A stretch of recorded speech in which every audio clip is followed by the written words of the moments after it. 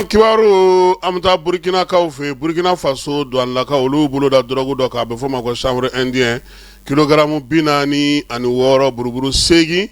Musaka Besa, million nani, ani wa keme, ani wa mugama, minye bara nye sakuya mine wagadugu, aleni Dakota, ni nyanche, sigana mami no sa, konukumbora Ghana Kaufe, kap mafekata, ni drogu inye, ndamandaula, kata fere, ndamandiga ukonana, Bene jamana kuntigi no oye Patrice Talon ye kunungo ale la selike la selimba irasa ka foko kambe sabula santan ko fe ale ka fanga obana peu yela mabamu na sira ko luke falemu na sira ko luke bi mami nga bla no no fana sukandira kalata senve no euro mbal wa damiye ora la bene no ka baraken watina Ministru mime Ghana Kaufe no buga jamana chestra na bako kuna ale ayira kunungo ko kunga Afrique du Sud ma kema segi mi blaga tuka jamana kono ko bora doko koro folo mi nye mekalot le mugani kele kunungo yo fo ka sobia ke sebengo ye shara kota na strafe ani uni Afrique du Sud reka sebenga saka nyan famia ma ko fole nunu ulube Ghana Kaufe folo yanu ka blaga ta u fasola mi nye Afrique du Sud ka ulufe RD Congo bana chejugu mbe no Ebola e kwa bora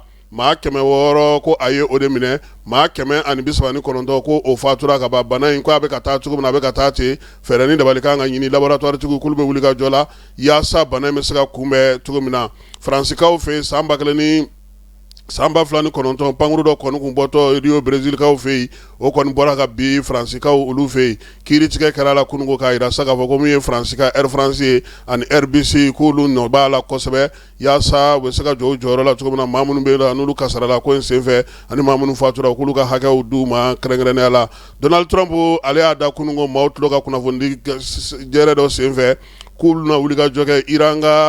iranium mbabulu kube fen sugu beke ya saka seka mine irana kubena na wuliga joge ko ka boshi irana jagwala numa seka boshu la fana kuba achien wana cheni ko ma ka fana ku tato irambolo chugashila ko bela jilenga obla akungolo okonnana farkolo nyeje nan segira kana so minye farafina